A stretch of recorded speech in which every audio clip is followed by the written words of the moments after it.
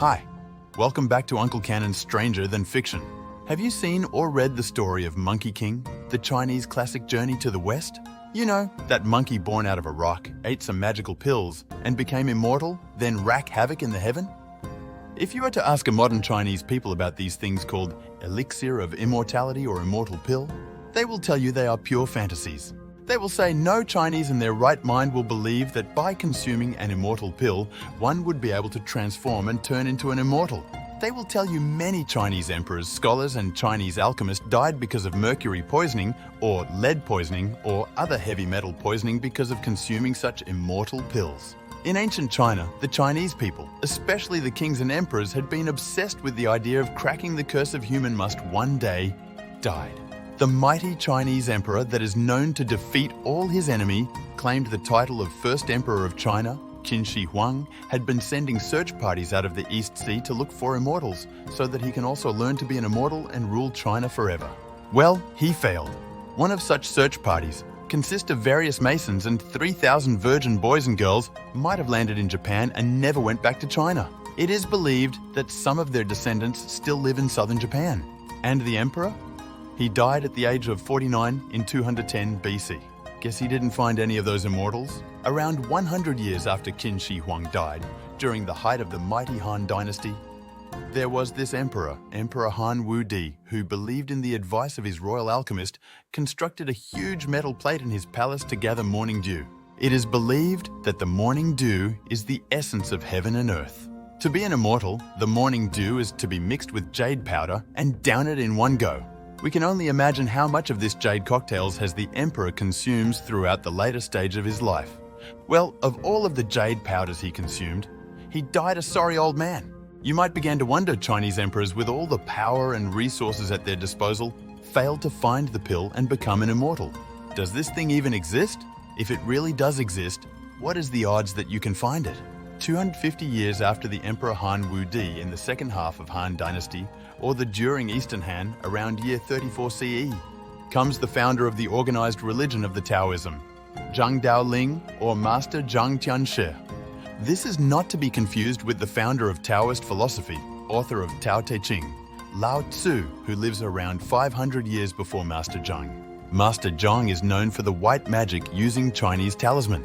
You know, the little piece of yellow paper written with crimson Chinese magical spell? Legends has it that Master Zhang, with the help of a disciple, spent 3 years using a big cauldron, successfully produced the immortal pills. He ate the pills and ascended. He was seen floating up to the sky in broad daylight. One important note though, it is said that Master Zhang was already an accomplished Taoist master with advanced spiritual practice before he consumed the pill and ascended. The religion he founded has flourished throughout the greater Chinese-speaking world until today. However, his recipe of the immortal pills has seemed to be lost, or so they say, if we are to refer to the writing of another great Taoist master, Ge Hong. His recipe and ingredients for the golden pill, or Jin Dan in Chinese, including mercury, sulfur, arsenic sulfide, mica, and etc., heavy metal and poison of the modern day. Would you dare try it? Well, who is Ge Hong anyway? He was a Taoist master during Jin Dynasty, around 200 years after Master Zhang's era.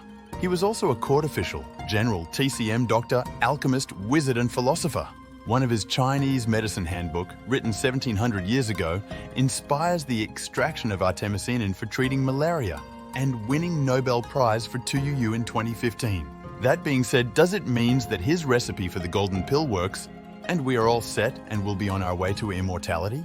It is said that he died while retiring into the mountains in southern China, living a spiritual life for the rest of his life. Taoist believes that he had also ascended together with his wife, who is also a Taoist practitioner. Throughout history, countless emperor and ancient scholars were known to die of poisoning from consuming such immortal pill, real or counterfeit. Many of those people, though, didn't get the Chinese alchemist to make the pills for the purpose of getting enlightened. But it was for the purpose of getting high or getting strong in the bedroom. Well, this might be another story for another episode. End of the day, for whatever reason, the crazy and addictive side effects of these pills has caused them to have a rather shorter lifespan.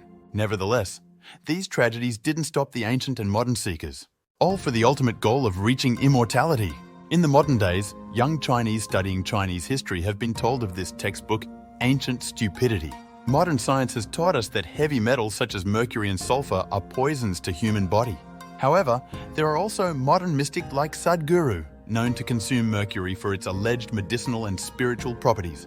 In his website, it is said that Indian system of medicine like Ayurveda and Siddha Vaidya use mercury on a daily basis. Is this some kinds of modern-day stupidity, or the ancient alchemist and the modern mystic know something that's beyond the frontiers of our modern science exploration?